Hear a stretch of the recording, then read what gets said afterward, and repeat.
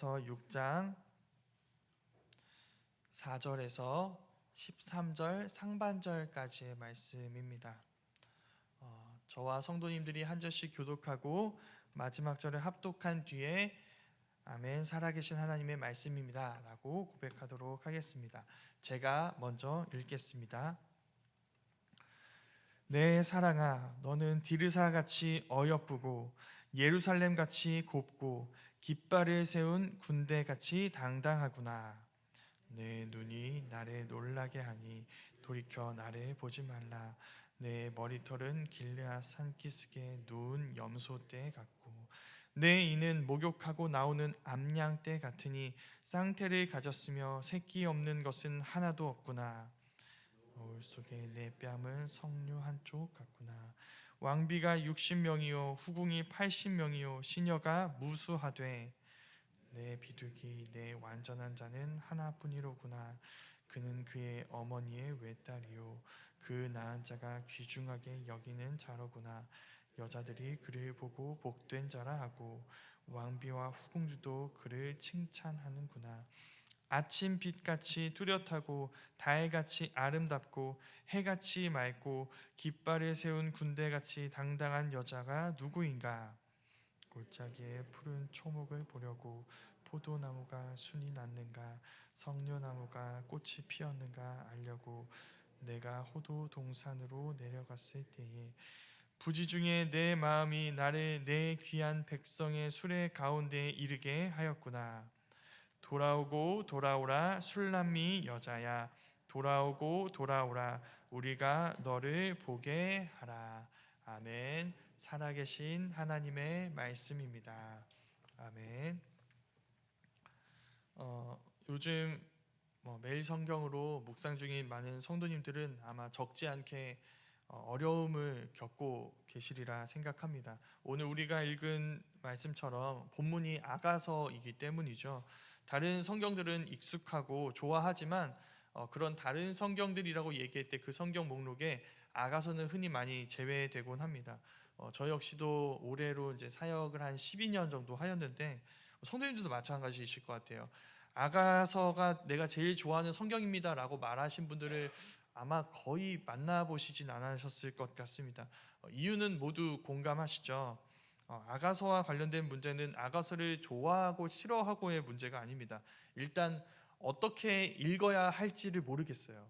네, 읽는 내내 이 말씀에 어떻게 반응해야 하고 어떻게 적용해야 할지를 알 수가 없습니다. 그러니까 우리 눈에 보이는 건 아가서 앞부분에 좀 많이 나와 있는데 남녀의 굉장히 수위 높은 대화, 수위 높은 언어로 나누는 대화 장면뿐입니다. 우리 눈에 그거밖에 보이지 않죠. 여기서 뭘 느껴야 하는 걸까요? 이런 생각 때문에 아가서를 성경 목록에서 빼야 한다고 생각했던 사람들이 굉장히 많이 있습니다. 아가서에는 하나님이라는 말이 단 한 번도 나오지 않습니다. 하나님이 나오지 않는다면 그저 남녀의 여러 좀 우리 얼굴을 붉히게 만드는 이 수위 높은 애정 행각, 이 대화 내용만 가득하다면 그건 성경이라고 할 수 없는 것 아닌가라고 많은 사람들이 이야기했고, 그래서 굉장히 치열한 논쟁이 있었습니다. 근데 결론부터 얘기한다면 아가서는 성경 목록에서 절대 빼서는 안 되는 굉장히 소중한 성경입니다. 아가서는 우리가 잊고 있었던 삶의 가장 중요한 이야기를 할 수 있는 것들을 들려줍니다. 먼저 이렇게 좀 여쭤보고 싶습니다. 성도님들의 평생을 돌아볼 때 내 인생에서 가장 행복했던 순간이라고 꼽을 수 있는 장면들은 어떤 장면들인가요? 보통 두 장면이 나올 것입니다. 결혼식과 아이를 출산한 순간이죠. 아무리 오랜 시간이 지난 뒤에도 이 두 가지 시간은, 이 두 가지 시간에서 경험한 행복은 우리에게서 평생 우리가 죽는 순간까지 잊혀지지 않습니다. 지금 우리가 나눈 이 질문의 흐름이 아가서의 이 성경 배열에 반영되어 있습니다. 아가서는 시가서입니다. 시 형식으로 되어 있습니다. 시가서의 가장 첫 번째 책은 욥기입니다.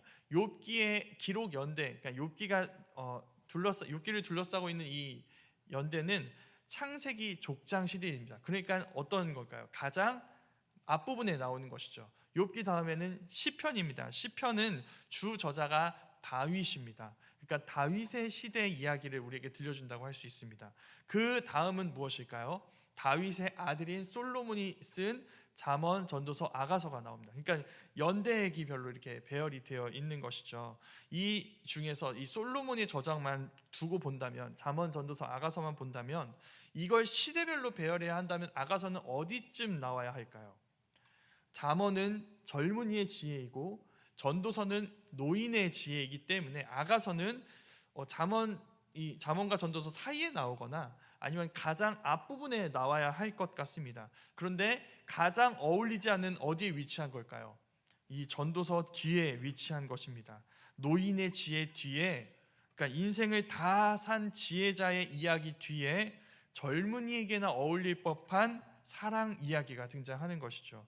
이유가 무엇일까요? 잠언, 젊은이의 지혜에서 전도서, 노인의 지혜까지 종합한 결과가 우리 인생에서 가장 가치 있는 사랑 이야기다. 이걸 아가서가 우리에게 보여주고 있는 것입니다. 사랑이 가장 가치 있는 이유는 무엇일까요? 하나님이 사랑이시기 때문입니다. 우리는 그 사랑이신 하나님의 형상입니다. 그래서 우리는 사랑 없이는 존재할 수 없으며 사랑 아닌 것을 가치 없다고 느끼게 됩니다. 죄의 결과 가장 먼저 왜곡된 것은 사랑이었습니다. 하나님을 의심하게 되고 하나님을 거부하게 되고 하나님이 내게 주신 이 사랑하는 사람, 사랑해야 하는 사람을 나를 죄를 짓게 한 원인이라고 돌리는 것을 우리는 보게 됩니다. 죄는 하나님을 미워하고 이웃을 사랑하지 않는 것입니다. 그러니까 모든 사랑을 망가뜨리는 게 죄의 본질인 것이죠. 그런데 아가서는 왜곡되지 않은 사랑이 무엇인지를 우리에게 가르쳐 줍니다. 하나님이 디자인하신 대로 회복된 사랑 이야기가 무엇인지 아가서가 우리에게 알려주는 것이죠. 창세기에서 그 온전한 사랑은 이렇게 등장했었습니다. 아담이 하와한테 처음 하는 말입니다. 이렇게 얘기했습니다. 이는 내 뼈 중에 뼈요 살 중에 살이라 라고 이야기했습니다. 너와 나는 한 몸이다. 근데 너는 내 몸인데 내 몸에서도 가장 소중하고 가장 귀중한 그런 부분이다 라고 이야기를 했습니다. 아마 아가서를 읽어오신 분들은 이와 비슷한 말들을 굉장히 많이 보셨을 겁니다. 오늘 우리가 읽은 말씀에서 이런 얘기들이 나옵니다. 너의 이는 목욕하고 나온 암양떼 같구나. 내 뺨은 석류 한쪽 같구나. 그러니까 아가서는 창세기에 등장했던 그 첫사람의 사랑 고백을 아주 길고 아주 섬세하게 우리에게 보여주고 있는 것이죠. 그게 아가서의 첫 번째 메시지입니다. 특별히 이건 남자 성도님들한테 적용되는 이야기인데 사랑은 표현해야 하는 것이라고 아가서가 우리에게 가르쳐 주는 것이죠. 내가 아는 가장 아름다운 언어로 내 아내를 존귀하게 여기라고 아가서가 우리에게 명령합니다. 그걸 어디서 배울 수 있을까요? 아가서에서 배울 수 있습니다. 그러면 이제 많은 성도님들이 이렇게 대답하시겠죠. 목사님 아직 신혼이시죠? 저희는 구원입니다. 이제 그런 시기는 지났고 가족끼리 그러는 거 아닙니다. 네, 그렇지 않다고 오늘 말씀이 이야기합니다. 오늘 말씀은 결혼식과 첫날 밤 이후에 솔로몬과 술람미 여인 사이에서 일어났던 일을 우리에게 들려줍니다. 그러니까 이젠 낭만적인 이야기가 아니에요. 현실적인 이야기입니다. 그럼 갈등이 있을까요? 없을까요? 갈등이 있습니다. 우리가 오늘 6장 읽었는데 5장에서 신랑이 신부 혼자 있는 방을 이렇게 두드립니다. 신부가 이미 이렇게 얘기해요. 내가 다 씻고 누웠는데 어떡하지 하고 망설이는 사이에 신랑이 길을 떠납니다. 그러니까 신부가 뒤늦게 다급하게 신랑을 찾아 헤매기 시작합니다. 그리워하게 되고 여기저기 수소문하는 긴 이야기가 이루어지고 거기에 대한 답변으로 오늘 말씀이 등장하는 것이죠. 신랑을 드디어 신부가 만나게 되고 신랑이 신부에게 이야기를 하는 장면입니다. 그리고 그 신랑의 얘기에 신부가 답하는 장면이 이어지게 되는 것이죠. 그러니까 오늘 말씀은 사랑하는 두 사람이 서로를 향한 오해를 거두고 사랑을 회복하는 장면인 것입니다. 4절 말씀에서 신랑이 두 도시를 이야기합니다. 디르사와 예루살렘이라는 도시입니다. 디르사는 북이스라엘 왕조에서 초기부터 한 50년 정도 그 북이스라엘 왕조의 수도였던 곳입니다. 그리고 예루살렘은 우리 너무 잘 알고 있죠. 지금까지도 이스라엘의 중심이고 가장 아름다운 도시라고 할 수 있는 곳입니다. 그러니까 둘 모두 굉장히 중요하고 아름다운 도시인데 그 도시 이야기로 이제 신부에게 이야기하는 것이죠. 너는 그 디르사와 예루살렘처럼 매우 곱고 기품이 있다. 자, 이 말은 신랑이 이전에 했던 이야기와 좀 같으면서도 다릅니다. 그 전에 신랑이 했던 고백들, 오늘 말씀에도 나오지만 어떤 고백들인가요? 주로 신부의 외모와 관련된 이야기였습니다. 내 머리털은 길르앗의 산 같다. 내 이는 암양 같다. 이런 얘기들 많이 이야기를 했었습니다. 그런데 여기에서 디르사와 예루살렘을 통해 지금 신부에게 신랑이 하는 말은 외모에 대한 이야기가 아닙니다. 신부의 분위기, 그녀의 존재에서 풍겨지는 이미지에 대한 이야기입니다. 그러니까 신랑이 그것을 인식하고 그런 너를 사랑한다고 이야기하고 있는 것이죠. 그럼 지금 신랑의 사랑이 어떻게 된 걸까요? 더 깊어지고 있는 것이죠. 한결같은 사랑을 넘어서 더 발전된 사랑을 보여주고 있는 것입니다. 여기가 두 번째 메시지입니다. 사랑하는 사람들과 갈등을 겪을 수 있습니다. 어떻게 해결해야 할까요? 더 크고 깊은 사랑으로 해결해야 합니다. 그래서 갈등은 사랑을 무너뜨리는 비극이 아니라 더 큰 사랑을 불러일으키는 순간이 될 수 있다는 것이죠. 사랑은 눈에 보이는 외모를 넘어서 말하지 않아도 느껴지는 그의 진심과 그가 풍기는 분위기와 그의 이미지, 그 모든 것들에 반응하는 관계로 나아가게 하는 것입니다. 이게 사랑이라는 것이죠. 그 뒤에 이제 솔로몬은 수많은 여자 이야기를 들려줍니다. 왕비가 60명, 후궁이 80명, 시녀는 무수해서 셀 수 없다고 이야기를 합니다. 근데 그 중에서도 나의 온전한 사랑은 그대뿐이다, 이렇게 이야기를 하죠. 이걸 보고 솔로몬 아내 많았구나, 진실한 사랑이 아니었네 라고 하실 수 있습니다. 근데 이거는 당대 문화를 알아야 할 필요가 있습니다. 솔로몬 당시의 결혼은 일종의 외교 정책과도 같았습니다. 그러니까 이 나라와 친하게 지내기 위해서 어떻게 하는 걸까요? 이 나라 왕의 딸과 결혼하는 그런 관계를 맺고 이런 식으로 동맹 관계를 맺는 것이죠. 그러니까 당시 결혼, 이 왕의 결혼은 어떤 가문과의 연대, 정략적인 측면이 많이 있습니다. 그래서 다 허울뿐인 관계입니다. 그 모든 허울뿐인 관계 속에서 솔로몬은 왕인 자신과 관계를 맺을 만한 어떠한 조건도 갖추지 않은 이 술람미 여인에게 당신만이 나의 영원한 온전한 사랑이다라고 고백하고 있는 것이죠. 그러니까 사랑이 무엇인가라고 할 때 솔로몬은 이렇게 얘기하고 있는 것입니다. 여러 이익 관계에 얽히지 않고 온전히 그 사람의 존재 자체를 사랑하고 그 존재를 향한 사랑을 표현하고 나누는 그런 관계가 진정한 사랑이다라는 것을 솔로몬이 이야기하고 있는 것입니다. 그 사랑에 대해서 술람미 여인은 어떻게 반응할까요?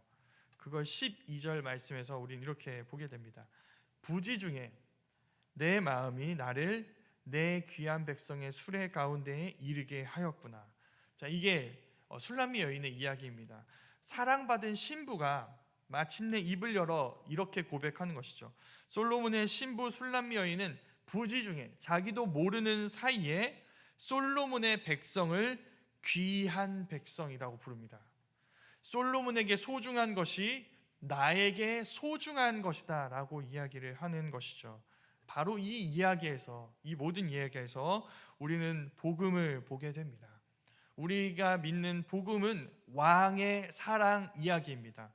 예수님이 나신 소식은 이스라엘이 기다리던 그 왕이, 메시아가, 그리스도가 나셨다는 소식이었습니다. 그런데 그 왕은 우리가 알던 왕과 좀 달랐습니다. 제국의 황제였다면 그런 왕을 찾으러 어디로 가야 할까요? 예루살렘으로 가야 합니다. 로마 제국 중심부로 가야 합니다. 그런데 이스라엘의 왕 예수님은 베들레헴에서 찾아야 했습니다. 많은 천사들의 노래를 따라 목자들이 찾아간 곳은 베들레헴 한 마구간이었죠. 그 왕은 우리의 외모만 보시는 분이 아니십니다. 우리의 마음에 뭐가 있는지를 다 들여다보고 계세요. 그래서 겉으로는 좀 멀쩡해 보이지만 우리가 얼마나 악한 죄인인지 그 왕은 다 아십니다. 솔로몬이 술람미 여인을 봤던 그 사랑의 눈빛으로 우리를 보고 계신 그분이 우리 안에 있는 모든 죄를 보고 계세요. 그럼 우리를 버리셔야 할 것 같은데 그분은 우리를 버리지 않으십니다. 아무것도 부족할 것 없는 왕이신 그분이 죄인인 우리를 위해 사람들에게 거부를 당하시고 하나님으로부터 저주를 받는 십자가에서 자기 생명을 내어주세요. 그 복음을 우리는 경험한 사람들입니다.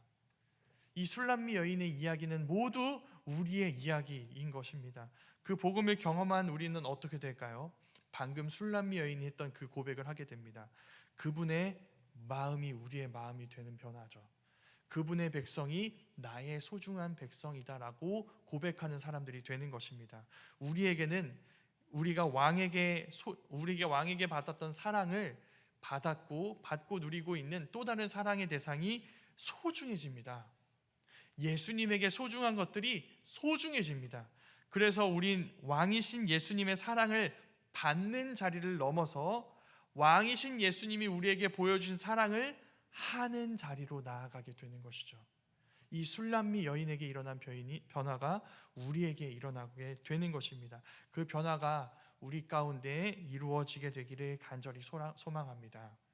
사랑을 온통 왜곡해버리는 이 세상 속에서도 말씀 앞에서, 그리고 우리가 믿는 이 복음 안에서 주님이 디자인하신 온전한 사랑이 무엇인지를 배우고 그 사랑을 우리를 부르신 수많은 삶의 자리에서 누리고 나누며 우리 모두가 그 주님의 사랑 이야기에 참여하는 자들이 될 수 있기를 간절히 소망합니다.